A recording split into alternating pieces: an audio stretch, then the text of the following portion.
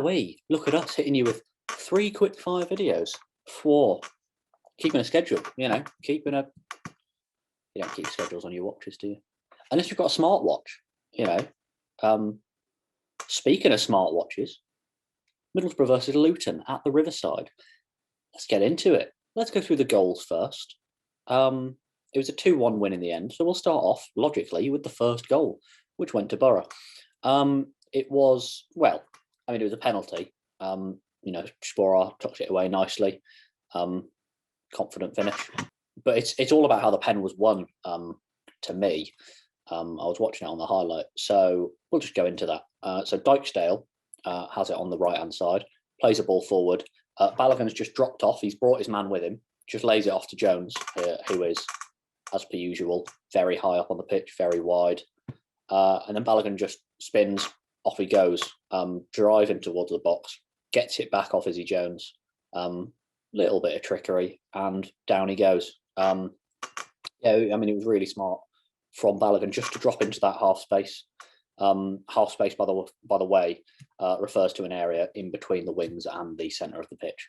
So Balogun just to drop into that half space, just lay it off, and then off he goes. Just drags the defender out, makes the space, and then wins the penalty, which Sporar makes 1-0. The second goal came quite a lot later. It was 87th minute, I believe. 2-0 Boro. Once again, it's down the right-hand side. It's Johnny Howson this time. Long ball into the channel, which Watmore runs onto. Good movement again from one of the strikers, though. Coburn just moves out. I don't know if he does it intentionally, really, knowing that he's going to leave the space for Watmore. We're going to say he does. No, and can do no wrong. Yeah, Josh Coburn just moves out wide, leaves the gap for Watmore to burst into because it takes the defender with him. Yeah, I mean, it looks like he tries to square it from the highlight I've seen, and gets a little bit fortunate, you know, bouncing back off the defender, but, you know, then he bursts away from the defender, drills it low into the near post. You know, maybe the keeper should do better for Luton, but then again, you know, it's one of those that is, as pundits always like to say, you know, it's hit hard and low, and it's right near to the keeper, you know, which makes it difficult for them to get down to it, really. You know, maybe you could have stuck a foot out. I don't know. I'm not a goalkeeper. I'm barely a journalist. And they did get 1 goal eventually, in like the 96th minute. So good for the Luton fans. Nice bit of consolation.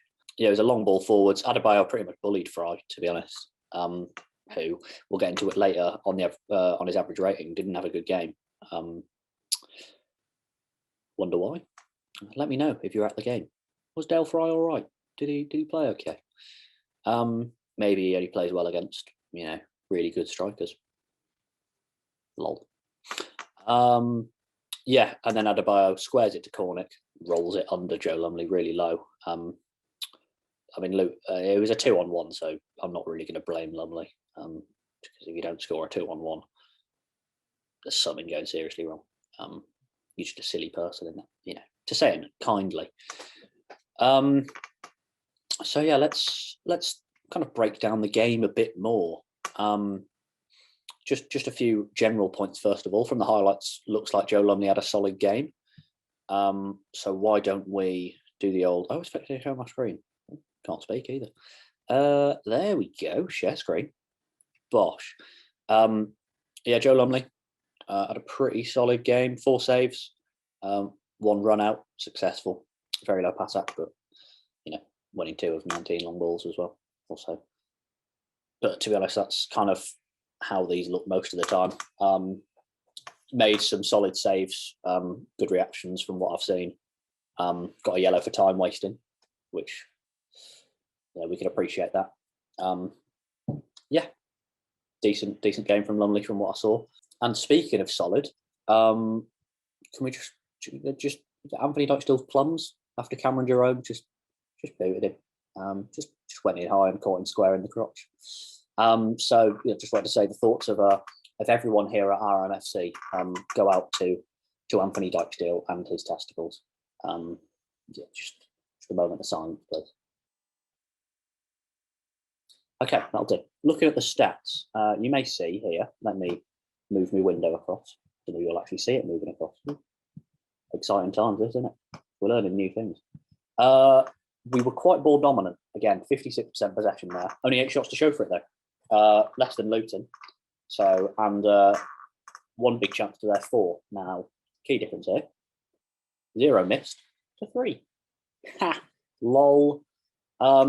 Yeah, I mean, I had heard it was a poor game. 56% possession. And that's backed up by a 69% pie, 69% pass accuracy, which is really low. You know, I looked into the last 5 games and the average was 81.2 in our last 5 games in all competitions. So an accurate, you know, pass accuracy of 69% is very weird for us. Yeah, the last time it was near that was the draw against QPR, which it was 70%. So a bit strange. Maybe, I mean, Luton are quite a physical team, as seen by Cameron Jerome on Dijksteel's you know, penis. Does that word get censored on YouTube? I don't know. But yeah, possession lost 173 times. What a physical side are Luton. They did get 3 yellows. Cameron Jerome somehow only got a yellow for that as well. I don't know how. It was like the one of the cup final, Naby Keita against Trevor Chalobah, I think it was. Although this actually completely just caught him in the bollocks. Apparently Chalobah does have an injury to his. Yeah. Moving on. Going into the individual stats, if I bring this one back across, big old Izzy Jones. You know, I'll just go into player stats. You can see his heat map there, very high, very wide. His ground duels, he won 10 of 11. Shout out Izzy. He is outrageous. 10 of 11 ground duels won.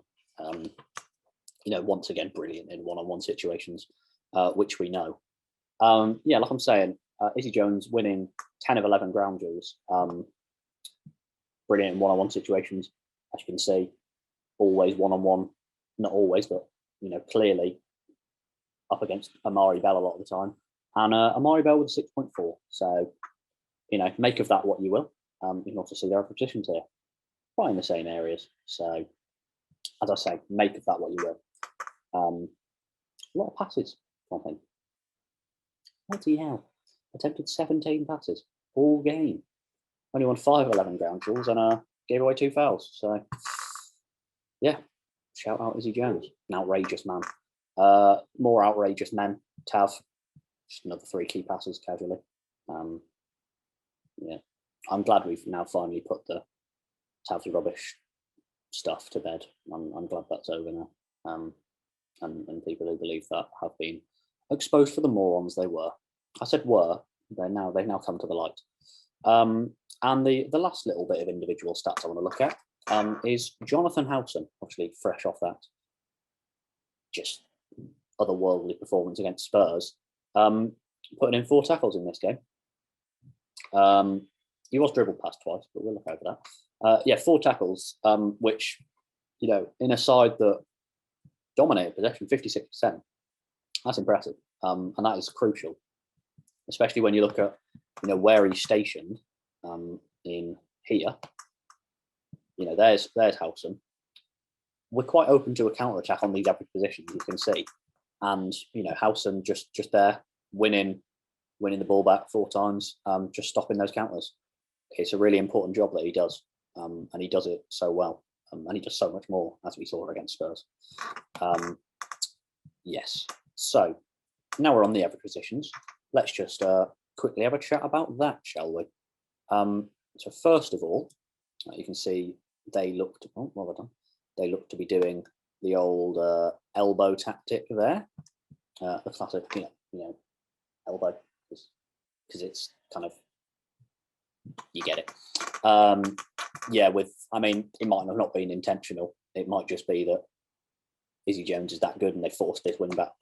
But yeah, you know, the kind of idea of that is, I mean, they are quite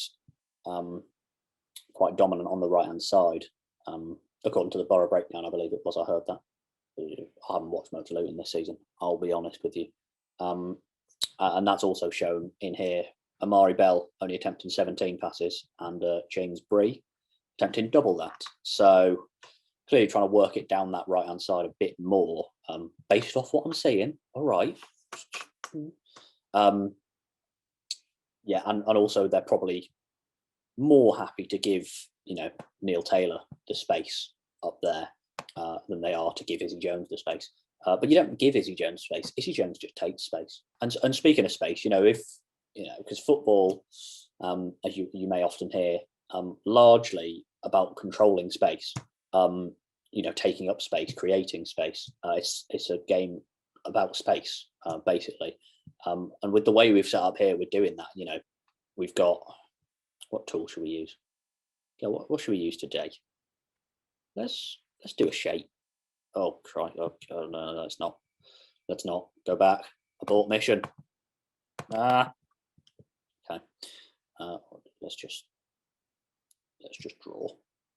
You can see, we've got the space down here. Let's draw a nice arrow. Yeah, I mean that we've left, the spacing beyond them. They did play a reasonably high line, not as high as our line, because we also leave space. That's that's the kind of gamble.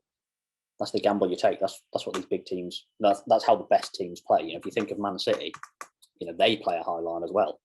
Quite often, kind of, there or even up there. That's how the best teams play. And at the moment, I'm not saying one of the best teams in the world, but certainly one of the best teams in the Championship at the moment. And another interesting thing that I spotted with my beady little peepers, you can see a little 3v3 appearing. Looks like we did play with more of a front three here.